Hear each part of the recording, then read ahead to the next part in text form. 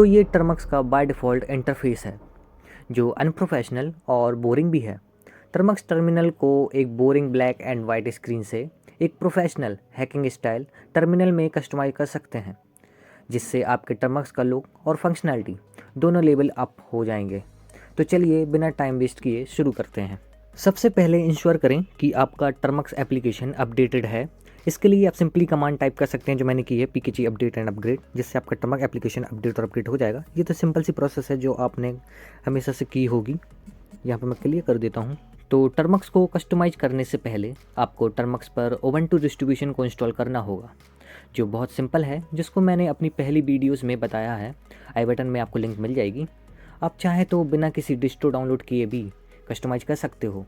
यदि आप Ubuntu distribution को इंस्टॉल करते हो तो आपकी टर्मक्स की फंक्शनैलिटी बढ़ जाएगी। तो मैं यहाँ उबंटू से लॉगिन कर लेता हूँ। तो यहाँ टर्मिनल काफ़ी बेसिक लग रहा है, इसलिए सबसे पहले हम जेडएसएस सेल को इंस्टॉल करेंगे, जिससे इसका लुक और फंक्शनैलिटी इंप्रूव कर सकें।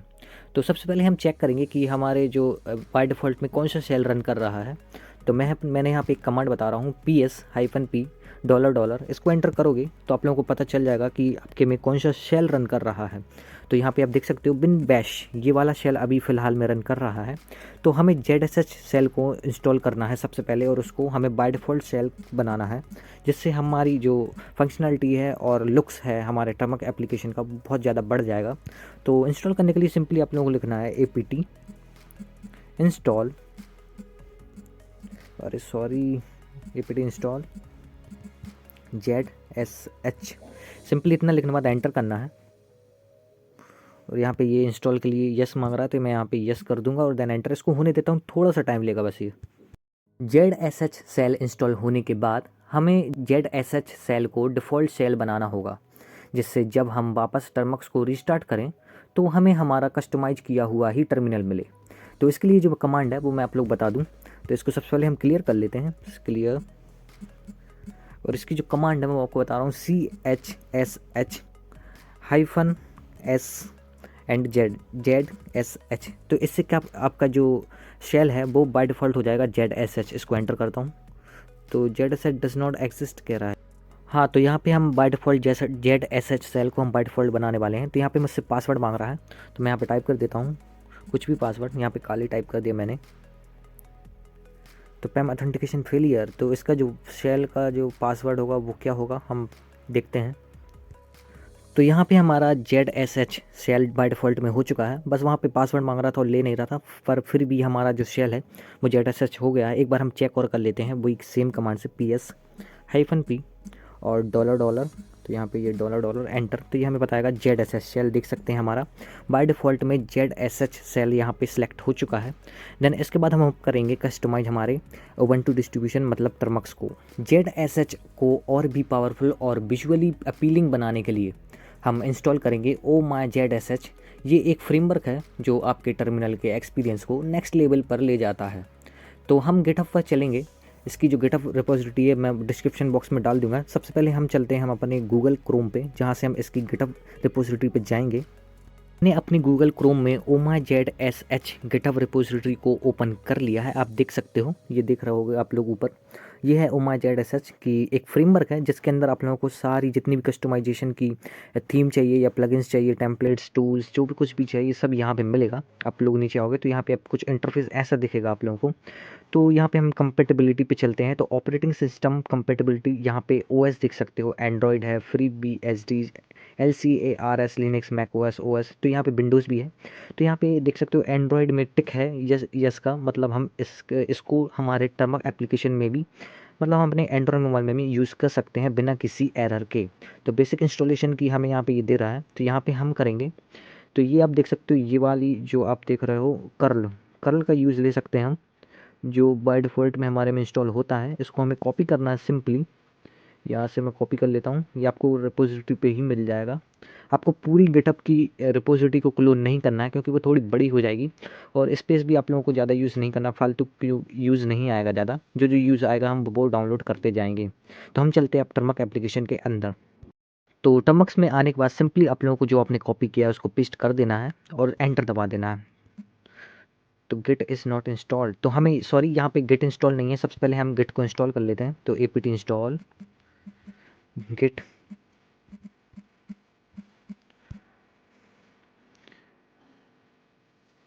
यहाँ पे हमें एंटर देना होगा। Okay, enter. यहाँ पे गेट इंस्टॉल हो चुका है। तो अभी आप देख रहे हो जो हमारा इंटरफेस कुछ ऐसा दिख रहा है। जैसे ही मैं अब वापस वही सेम कमांड चलाता हूँ, मैंने गिट क्लोन जैसे ही वो स्क्रिप्ट रन करी तो कुछ ऐसा इंटरफेस आया, आप देख सकते हो। तो ऑलरेडी ऑन मास्टर रूट, यहाँ पे looking for an existing ZSS config using the oh my ZSS template file and adding it to root.zshr। तो यहाँ पे हम यस करेंगे इसको। Time to change your default shell to ZSS, yes. तो हमें यहाँ पे यस करना है। Okay, enter. तो यहाँ पे पासवर्ड मांग रहा है, changing your shell to user bin ZSS। तो हमारा पासवर्ड यहाँ पे शायद ubuntu होना चाहिए। Then enter. यहाँ पे ये ले नहीं रहा है। जो हमने कमांड रन करी थी, मतलब जो हमने स्क्रिप्ट रन करी थी ZSH वाली, सॉरी यहाँ पे बता देता हूँ, यहाँ पे नहीं हो रहा अभी फ़िलहाल में। तो यहाँ पे वर्क कर चुका है। हमारे पास जो ओमाई ZSH का जो आप देख सकते हो, ये कुछ ऐसा आ रहा है, ये बना आ रहा है ना आपको। ये हमने ओमाई ZSH थीम को इंस्टॉल कर दिया है सक्सेसफुली। देन मैं इसको LS करता हूँ। एलएस में फ़िलहाल कुछ नहीं है, ये कुछ ऐसा इंटरफेस आ चुका है, मतलब हमारे में सक्सेसफुली वो स्क्रिप्ट रन कर गई है। बस आप लोगों को ये पासवर्ड वगैरह के लिए पूछेगा और ऑथेंटिकेशन फेलियर भी बताएगा।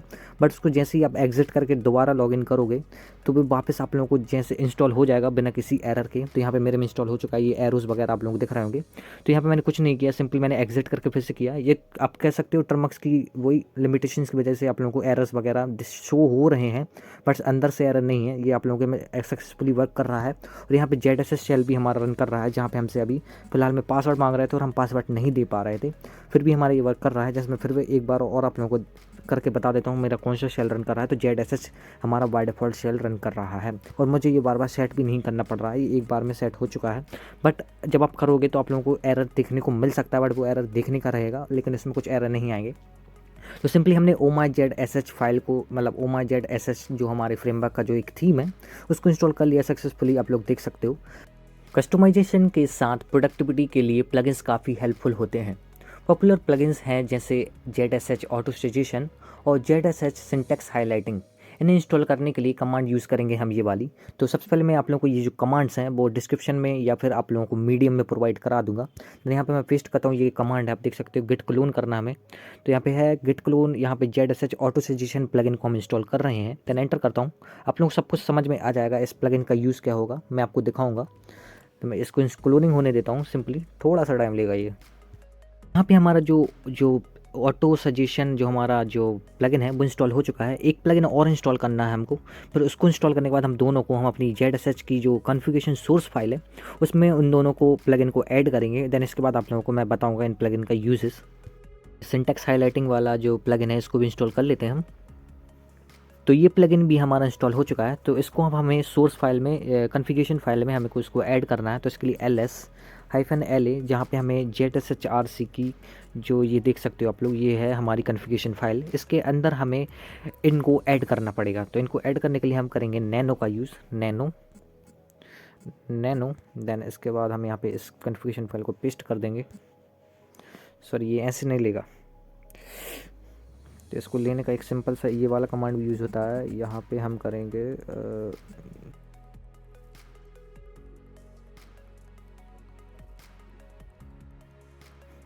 तो हमारी कॉन्फ़िगरेशन फाइल ओपन हो चुकी है। हमें नीचे जाना है, नीचे चलो, जहाँ पे हमें प्लगइन्स वाले ऑप्शंस पे चलना है। नीचे नीचे नीचे,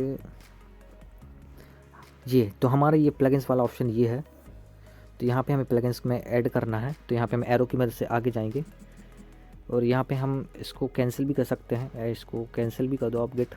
और यहाँ पे मैं आप लोगों को प्लगइन्स की जो मीडियम जो हमारी वेबसाइट है वहाँ पे आप लोगों को सारी गिटअप फाइल्स और सारी आप लोगों को इन्फॉर्मेशन मिल जाएगी कैसे सब कुछ करना है। तो सिंपली ये कमांड आप लोगों को टाइप कर देनी है यहाँ पे, plugins git ZSH auto suggestion ZSH syntax highlighting. Then इसके बाद हम लोग कंट्रोल और X करके इसको सेव कर देना है, Y यस करके एंटर। तो ये हमारी सेव हो चुकी है। अब इसको फोर्सफुली हमें अब इसको पूरे सिस्टम में लागू करने के लिए यहाँ पे एक कमांड आएगी सोर्स के बाद जो कॉन्फ़िगरेशन फाइल हमारी, वही कमांड हम रहने देते हैं सिंपली। ओके सॉरी, ये आएगी हमारी, और सॉरी ये। देन इसके बाद हम एरो से इसको कट करेंगे एंड सोर्स लिख देंगे, ये कमांड है जिससे ये पूरे सिस्टम में हमारी लागू कर देगा। एंटर, इसको होने थोड़ा सा टाइम लेगा ये बस। तो ये सक्सेसफुली हमने अपने जो सोर्स फाइल है उसको भी हमने कॉन्फ़िगरेशन कर दिया है, तो सेट कर दिया है। क्लियर, जो देख सकते हैं सिंटैक्स हाईलाइट हो रहा है। जैसे मैं क्लियर कमांड यहाँ पे टाइप कर रहा हूँ तो यहाँ पे देख सकते हैं इस पहले से ही हमें कमांड शो हो रही है और ये हाईलाइट हो रहा है। फिलहाल में जब मैं गलत कर रहा हूँ तो ये रेड हो जा रहा है। अगर आप लोगों की कमांड या गलत होगी तो ये रेड आप लोगों को इंडिकेट करेगा, रेड कलर से इंडिकेट करेगा कि आप कमांड गलत लिख रहे हो। जैसे CLE कर दूं तो ये गलत कमांड है, तो यहाँ पे हमें रेड में शो हुआ है। बट यहाँ पे मैं क्लियर पूरी रियल कमांड और अच्छे से कमांड लिखूं तो यहाँ पे ग्रीन में ये शो कर रहा है, मतलब ये आप लोगों ने ये आपने रियल कमांड मतलब सही कमांड डाली। देन इसके बाद एंटर कर दूंगा तो ये जो हमने प्लगइन्स ऐड किए हैं ऑटो सजेशन वाला, ये ऑटो सजेशन कर रहा है। ये क्लियर जो आप लोगों को CL लिखने के बाद ही पूरी कमांड दिखा रहा है, ये ऑटो सजेशन प्लगइन की वजह से है। और ये मैंने यहाँ पे रेड और ग्रीन का जो आप लोगों को इंडिकेट दिख रहा है, ये हमारा सिंटेक्स हाईलाइटिंग प्लगइन की वजह से यहाँ पे हो रहा है। तो ये हमने अपना प्लगइन्स को ऐड कर दिया सक्सेसफुली, हम वर्क कर पा रहे हैं। देन यहाँ पे हम करते हैं LS भी करोगे तो आप देख सकते हो ये प्लगइन हाईलाइट कर रहा है और हमें कमांड को पहले से ही शो कर रहा है कौन से हमें यूज़ करना है। LS देन एंटर, तो हमारा प्लगइन सक्सेसफुली सेट हो चुका है। अब हम नेक्स्ट पे चलते हैं और कितना अच्छा हम कर सकते हैं, फंक्शनलिटी बढ़ा सकते हैं और कस्टमाइज़ कर सकते हैं। कमांड्स को फास्ट एग्जीक्यूट करने के लिए हम एलाइसिस का यूज़ करेंगे, जिसकी मदद से हम लॉन्ग कमांड्स को शॉर्ट कर सकते हैं और टाइम सेव कर सकते हैं। तो ये एलाइसिस का एक छोटा सा एग्जांपल है जो मैं आप लोगों को शो कर रहा हूँ। तो सबसे पहले मैं आप लोगों को एलाइसिस का एक एग्जांपल दे देता हूँ। सिंपली मैं यहाँ पे टाइप करूँगा एलाइसिस, देख सकते ग्रीन हो गया, मतलब हमने कमांड सही लिखी है। इससे आप लोग बहुत आसानी से समझ जाओगे आप कमांड कौन सी सही लिख रहे हो और गलत। ये सिंटेक्स हाईलाइटिंग और ऑटो सजेशन की वजह से हो रहा है। ये हमने प्लगइन जो ऐड किए हैं। एलाइसिस के बाद यहाँ पे हम करेंगे CLS, जो हमें जो एलाइसिस का नाम देना है, ये नाम है एलाइसिस का। मैं आप लोग शो कर रहा हूँ बस एक एग्जांपल, इसके बाद हम पूरा जानेंगे क्या क्या है। देन इसके बाद हमारे पास होना चाहिए इक्वल टू का साइन। देन इसके बाद हमें सिंगल कोट या डबल कोट आप दे सकते हो, कोई भी इनमें से एक। तो मैं यहाँ पे सिंगल कोट दे देता हूँ 2, और यहाँ पे एरो में से हम अंदर जाएंगे और यहाँ पे मुझे कौन सी कमांड का एलाइस बनाना है, मतलब शॉर्ट कमांड बनाना है, शॉर्टकट बनाना है कह सकते हो। यहाँ पे मैं क्लियर कमांड का एक CLS नाम से शॉर्टकट बना रहा हूँ। तो इसके बाद मैं एंटर करूँगा तो ये हमारी सक्सेसफुली कमांड रन कर गई है। अब मैं यहाँ पे इसको क्लियर करना है तो मैं एक कमांड लिख सकता हूँ क्लियर, जो आप देख सकते हो क्लियर कमांड से भी ये क्लियर हो जाएगा। जैसे आप देख सकते हो ये क्लियर कमांड से भी हमने यहाँ पे क्लियर कर दिया अपने टर्मिनल को। तो यहाँ पे मैं कुछ टाइप करता हूँ और कुछ टाइप करता हूँ। यहाँ पे मैं जंक को ऐड कर लेता हूँ, ये जंक मैंने ऐड कर लिया। अब मुझको इसको क्लियर करना है। मैं एक कमांड यूज़ कर सकता हूँ क्लियर, जो मैंने अभी बताया आप लोगों को, क्लियर से मैंने किया। एक कमांड और यूज़ कर सकते हो जो आपने अभी बनाया है। तो CLS यहाँ पे देख सकते हो ग्रीन हो गया है, मतलब ये कमांड हमारी एग्जिस्ट करती है और हमारी सही कमांड है। तो जैसे इसको मैं टाइप करता हूँ, देखिए जादू CLS, तो CLS की मदद से आप लोगों ने क्लियर कर दिया है। ये एलाइसिस शॉर्ट कट्स होते हैं जो हम क्रिएट करते हैं अपने लिए, जिससे हम बड़ी बड़ी कमांड ना लिखना पड़े और शॉर्ट कमांड में ही हम सेम कमांड का यूज़ ले सकें।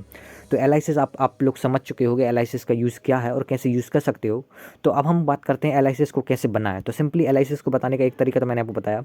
तो किस किस कमांड्स का आपको जिस भी कमांड का एलाइसिस बनाना है, सारी कमांड्स का आप एलाइसिस बना सकते हो, शॉर्टकट्स बना सकते हो। मैं कुछ आप लोगों को बता रहा हूँ एग्जाम्पल्स के लिए। तो एक एग्जाम्पल दे रहा हूँ मैं एलाइसिस का, जिसमें मैं एक लॉन्ग कमांड का एक शॉर्टकट बनाऊंगा एलाइसिस की मदद से। मैं यहाँ पे टाइप करूँगा एलाइसिस बोल रहा हूँ मैं, एलाइस। और यहाँ पे मैं एक नाम दे रहा हूँ अपने शॉर्टकट का अपडेट।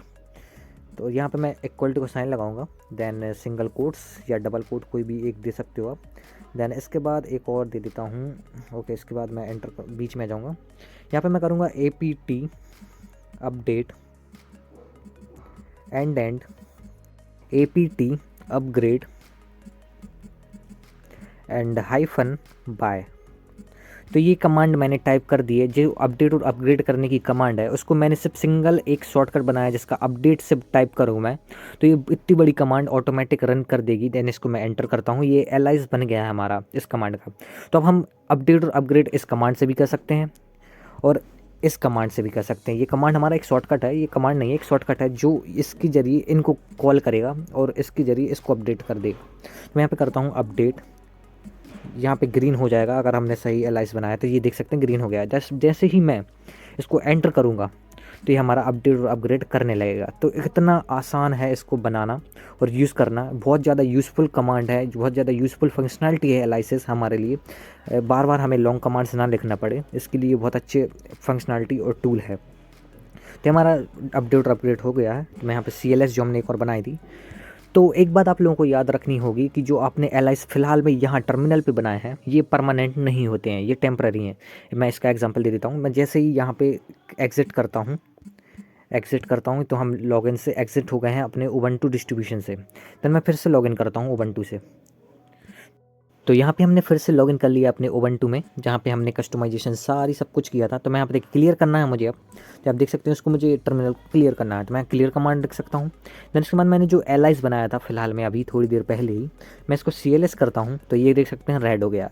मतलब जो हमने एलाइस इस सेशन से पहले जो हमने क्लियर का हमने एलाइस बनाया था वो सिर्फ उसी सेशन के लिए था, टेम्पररी था। तो अब जैसे मैंने बताया था यहाँ पे मैं CLS में एंटर करता हूँ तो ये कमांड वर्क नहीं कर रही है, कमांड नॉट फाउंड ये बता रहा है। क्यों? मैंने जैसे बताया कि एलाइस सिर्फ एक सेशन के लिए होता है जो टेम्पररी होता है। इसको परमानेंट हम बना सकते हैं कैसे, वो मैं बताऊँगा आगे। तो एलाइस को परमानेंट बनाने के लिए हमें जो सोर्स फाइल है ZSHRC, जहाँ पे हमने अपने प्लगइन्स को ऐड किया था, वहीं पे हमें जाना होगा। यहाँ से हम जा सकते हैं क्या? तो यहाँ पे हम देख सकते हैं नैनो, इस फाइल में हमें वापस आना पड़ेगा। नैनो ZSHRC जी हमारा शेल का जो कॉन्फ़िगरेशन फाइल है वहाँ पे हमें जाना होगा। एंटर करता हूँ। यहाँ आने के बाद सबसे नीचे आप लोग आ जाओ, सबसे लास्ट में, और यहाँ पे हम एलाइस बनाएंगे। इसके अंदर एलाइस बनाओगे आप लोग, ये देख सकते हैं यहाँ पे कुछ बनी भी हैं। तो यहाँ पे हम एलाइस बनाएंगे तो हमारा जो एलाइस है वो परमानेंट रहेगा। जैसे कुछ एलाइसिस मैं यहाँ पे बना लेता हूँ, जैसे मैं यहाँ पे बना के आप लोगों को बता देता हूँ। हमने कॉन्फ़िगरेशन फाइल के अंदर सबसे नीचे हमने 2 एलाइसिस जो हमने पहले बनाए थे जो टेम्पररी थे, हमने यहाँ पे टाइप कर दिए हैं। ये अब परमानेंट हो जाएंगे। इसको मैं सेव कर देता हूँ, Ctrl+X, आप देख सकते हो। ओके, वाई एंटर, तो यहाँ पे हो गया हमारा सेव। देन इसके बाद हमें फिर से सोर्स करना पड़ेगा, जिससे ये हमारी पूरे टर्मिनल और पूरे सिस्टम में ऐड हो जाए, मतलब ये वर्क करने लगे। यहाँ पे सोर्स कमांड, तो यहाँ पे सोर्स करना पड़ेगा हमको। Then enter. तो अब जो एलाइसिस हमने उस कॉन्फ़िगरेशन फाइल के अंदर बनाए हैं वो हमारे परमानेंट हो चुके हैं। तो अब मैं आप लोगों को इसको यूज़ करके बताता हूँ। जैसे इसको टर्मिनल को मुझे क्लियर करना है तो यहाँ CLS टाइप करूँगा तो ये देख सकते हैं रेड से ग्रीन हो गया है। मतलब ये कमांड हमारी परमानेंट शो हो गई है, बन गई है। इसको आप लोग हमेशा यूज़ कर सकते हो। एक बार एलाइस बनाना है, टेम्पररी नहीं, ये परमानेंट हो गया है। तो जो एलाइसिस हमने अभी बनाए थे, जैसे आप लोग CLS का एलाइसिस बनाया और अपडेट का एलाइसिस बनाया, अगर हम लोगों को उनको हटाना है, उन एलाइसिस को यूज़ नहीं करना है या फिर हमें बदलना है, तो उन एलाइसिस को हटाने के लिए सिंपली आप लोगों को सिर्फ एक कमांड लिखनी है, अनएलाइस। ये सिंपली कमांड से आप लोगों ने जो भी एलाइस बनाया है, जैसे CLS का बनाया है, उसको CLS से मैं यहाँ पे एंटर कर दूंगा तो ये CLS जो एलाइस था वो अब हट जाएगा। यहाँ पे देख सकते हो हट गया हमारा एलाइस। तो ऐसे आप लोग एलाइसिस को अनएलाइसिस भी कर सकते हो और फंक्शनलिटी आप लोगों को मिल जाएंगी। और टूल्स, Tmux टूल मिल जाएगा, या फिर टर्मिनेटर मिल जाएगा। और भी आप लोग अपने टर्मक एप्लीकेशन कस्टमाइज कर सकते हो, अपने स्क्रिप्ट्स लिख सकते हो, बेस स्क्रिप्ट लिख सकते हो, क्रॉन जॉब्स बना सकते हो, बहुत कुछ किया जा सकता है। ये मैंने आप लोगों को एक सिंपल सा आइडिया दिया है कैसे आप लोग अपने टर्मक एप्लीकेशन को भी कस्टमाइज कर सकते हो और एक प्रो लेवल का एक हैकिंग मशीन बना सकते हो अपने एंड्रॉयड सिस्टम को भी। तो आप लोगों ने ये एक छोटा सा डेमो देख लिया होगा। आई होप आप लोगों को वीडियो अच्छी लगी होगी।